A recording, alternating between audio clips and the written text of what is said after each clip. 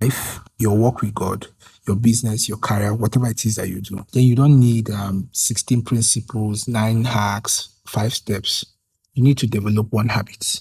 It is by far the cheapest habit you can ever develop. It's not the easiest, but the cheapest habit you can ever develop. In the secular world, it is called consistency. For us as Christians, we call it faithfulness. But you see, faithfulness is not perfection. No.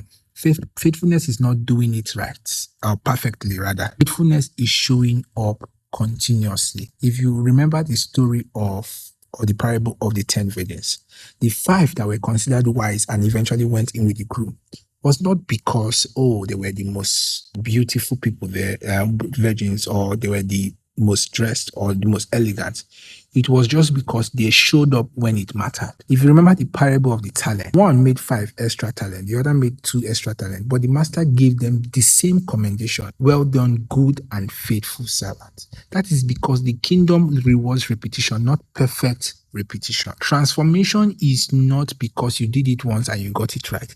Transformation happens because you kept showing up, even when you feel like you are not ready, when you feel like you are not clean, when you feel like you are not holy enough, when you feel like you are not perfect, when you feel like, you are not feeling the presence of God. That is why God told Abraham, he said, walk before me and be ye perfect. He did not say walk perfectly before me. Perfection is the result of the walk. And so for the next 1 year, if you can make a promise to yourself and say, I will keep showing up in the place of prayer, in the place of personal fellowship, in the place of study, in the place of business, in the place of life, in the place of purpose, in the place of career, in the place of whatever it is that you do, I promise you, the transformation and growth that you experience will be mind-blowing. I hope this helps.